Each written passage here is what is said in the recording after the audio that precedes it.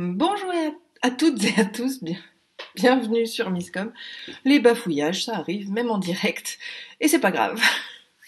Bienvenue sur Misscom, je suis Claire Négrier, révélatrice de personnalités d'entreprise. J'accompagne les indépendants, les entrepreneurs, les entreprises dans leur marketing et leur communication, de la stratégie au déploiement des outils et à leur création. Je vous retrouve aujourd'hui pour une nouvelle émission du mardi, le Comme ça. Petit rappel, la rubrique du mardi, c'est la présentation d'un outil. Alors, à présent, par rapport à la thématique de la semaine, bien évidemment, puisque je garde un fil rouge, on continue les bafouillages, c'est pas grave. Donc, cette semaine, le sujet, c'est le podcast. C'est revenu en force déjà l'année dernière, et donc on a eu une petite explosion de tout ça cette année. Donc, ça peut être pertinent, encore une fois, selon la stratégie. Je vous renvoie à la vidéo d'hier pour vous permettre de savoir si le podcast va être une bonne solution de communication pour vous. Excusez-moi, il y a le chat qui s'invite aussi. Aujourd'hui, on va voir donc un outil en particulier, et puis je nommerai quelques autres outils bien évidemment, puisqu'il faut quand même savoir où est son audience.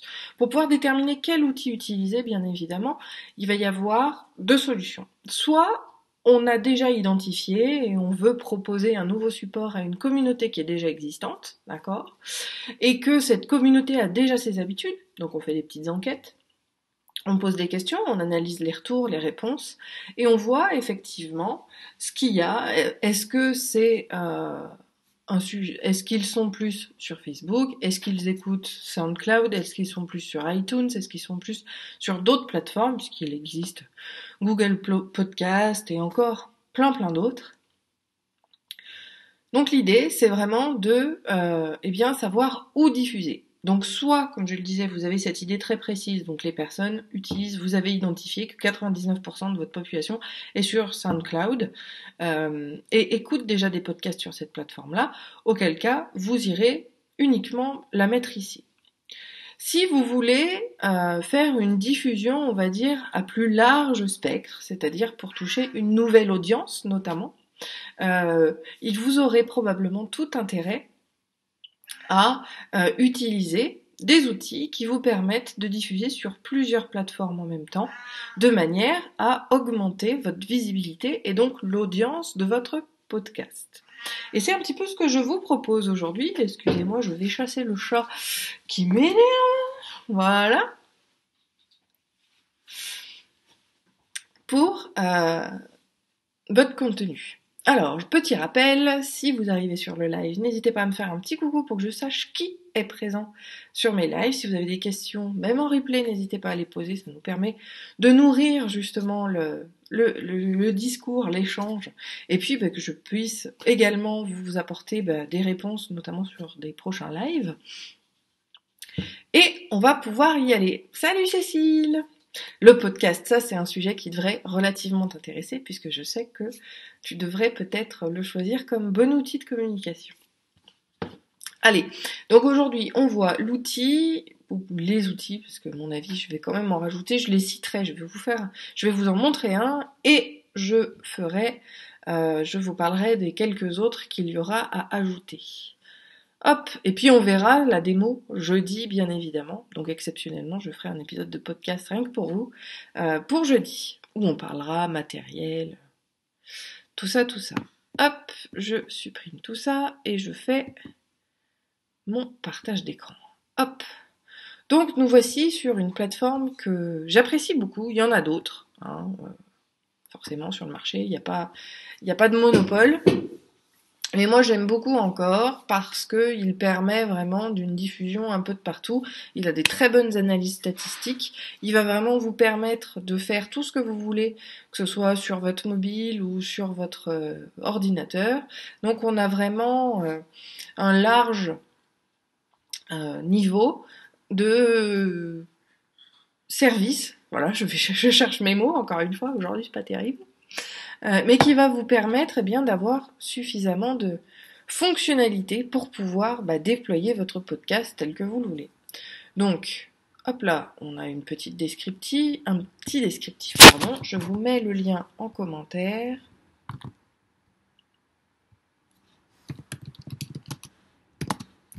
Hop.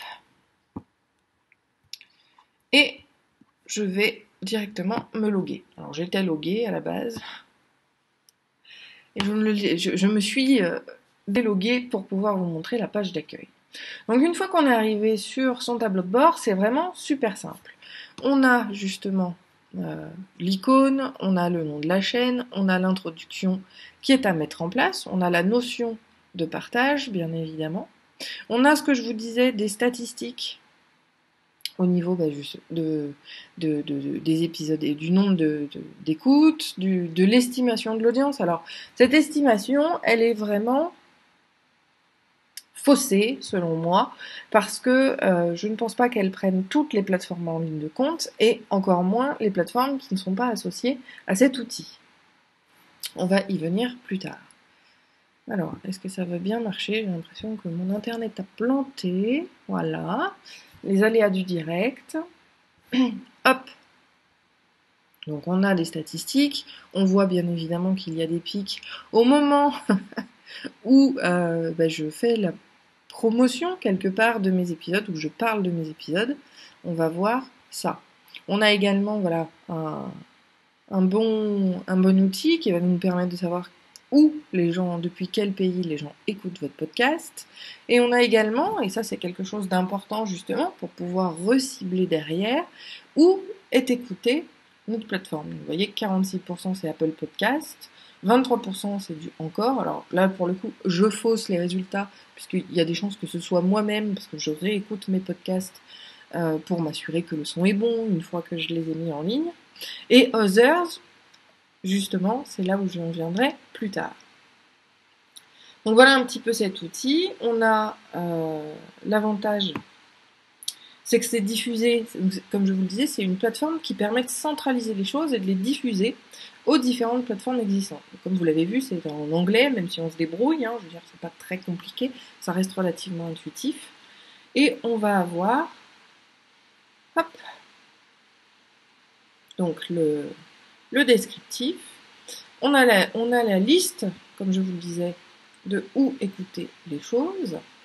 Donc Apple Podcast, Breaker, Google Podcast, Overcast, Pocket Cast, Radio Public, Spotify et le lien RSS pour pouvoir le proposer à d'autres.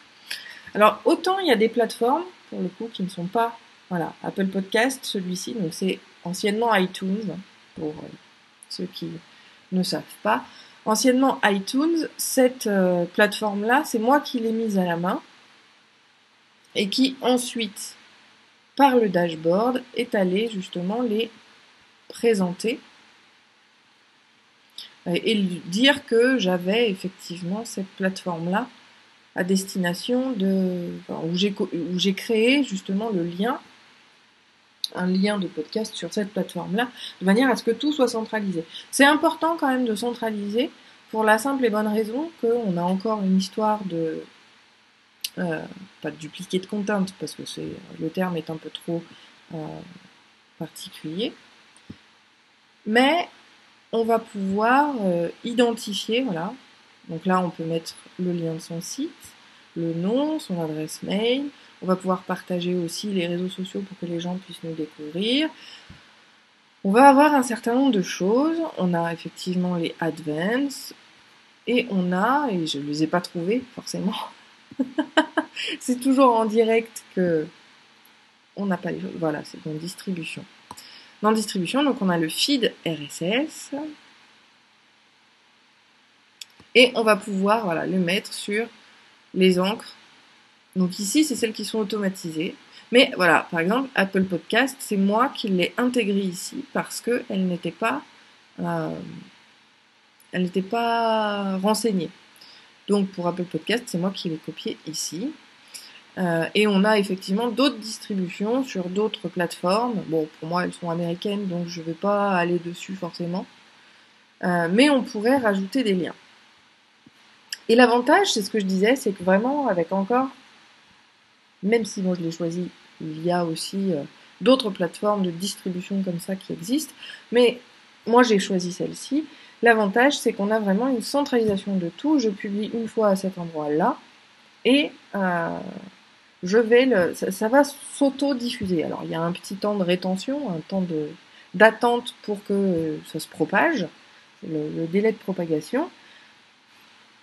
Mais c'est relativement rapide, hein. Dans les 2-3 heures qui suivent, votre podcast est disponible sur toutes les plateformes, mais cette notion de temps est quand même à prendre en compte, justement, pour pouvoir gérer les choses. Donc on a ça, et on verra du coup la manipulation jeudi. Donc dans la prochaine vidéo, vous aurez la visibilité sur... je ferai carrément le tuto sur comment je mets en ligne un épisode. Je vous montrerai. Alors il y a un grand oublié dans la liste, mais encore une fois, on est sur des plateformes qui permettent de diffuser à large spectre et qui n'ont pas forcément des partenariats de partout. Donc il y en a un qui est surtout à ne pas négliger. Je veux parler de SoundCloud. Pourquoi ? Parce que c'est la première plateforme d'audio connue en France. Donc finalement, si votre population est française, vous aurez bien plus de personnes et de publics qui vont être, engagés sur cette plateforme-là. Alors engagés, ça va être qui vont pouvoir commenter, qui vont s'abonner, qui vont réagir et simplement qui vont écouter votre podcast. Donc SoundCloud est pour moi, vis-à-vis de la France, la plateforme à ne surtout pas oublier et à mettre, je dirais, en priorité. Honnêtement, pour nous Français, il y a 2 plateformes qui sont en concurrence et qui sont vraiment dans le top du top des écoutes, encore une fois, parce que l'idée c'est quand même de maximiser l'efficacité de votre support de communication, de la diffusion de votre contenu. Donc il faut aller sur les plateformes à grande écoute. Donc c'est iTunes, donc aujourd'hui Apple Podcast ou Podcast, parce que je crois qu'il s'appelle Podcast simplement, et SoundCloud. Alors SoundCloud, est-ce que je peux me connecter ? Donc là pareil, hein, ce sera...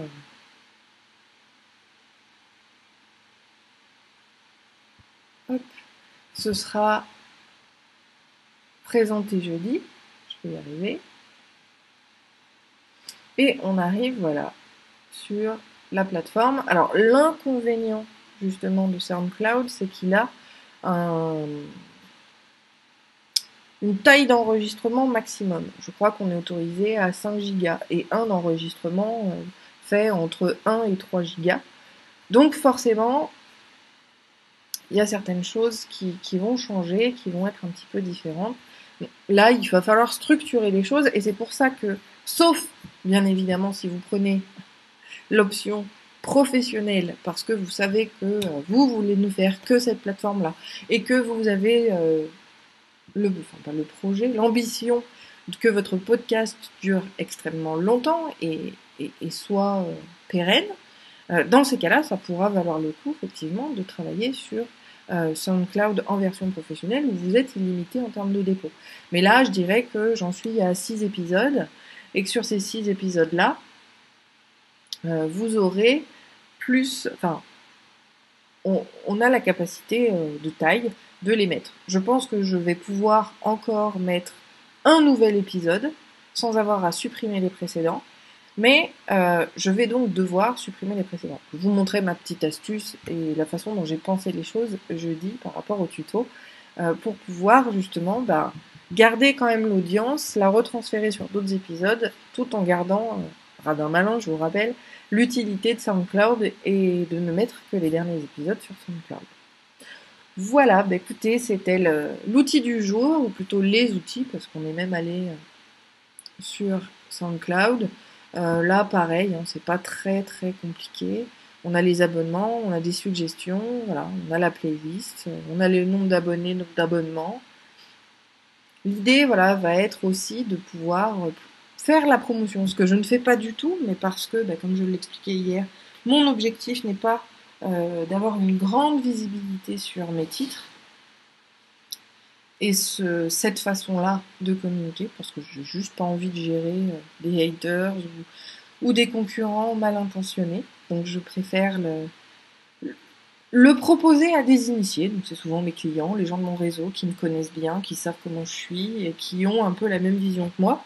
ça facilite les choses et en même temps, ça me permet quand même de vous apporter un contenu un petit peu différent où je décortique un petit peu certains systèmes.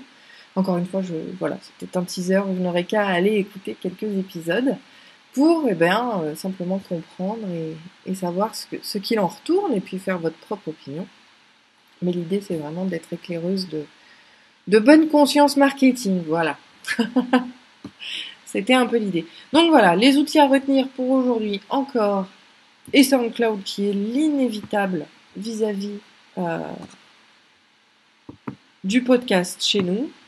Encore une fois, on serait aux États-Unis, ce serait probablement différent, mais voilà, on est en France et il faut s'adapter au support français. Quelque chose qui marche relativement bien aussi pour certains, alors pas tout le monde, et puis l'idée c'est pas non plus de trop mélanger de choses, mais vous pouvez aussi utiliser, par exemple, je vais y arriver, YouTube, voilà, je cherchais, YouTube en mode podcast où finalement il n'y a pas d'image mais vous pouvez diffuser le son. C'est une possibilité, c'est un parti pris, étant donné que moi j'ai déjà une chaîne YouTube où je partage des directs, mais où je suis en vidéo, j'ai pas envie de proposer le podcast en mode vidéo, mais vous pourriez très bien. Donc on a un affichage avec, vous savez, les wafers en anglais. Comment ça s'appelle? Oui, c'est les ondes. Enfin, voilà, on a une représentation graphique des ondes. Simplement, voilà, on vous entend parler et vous diffusez.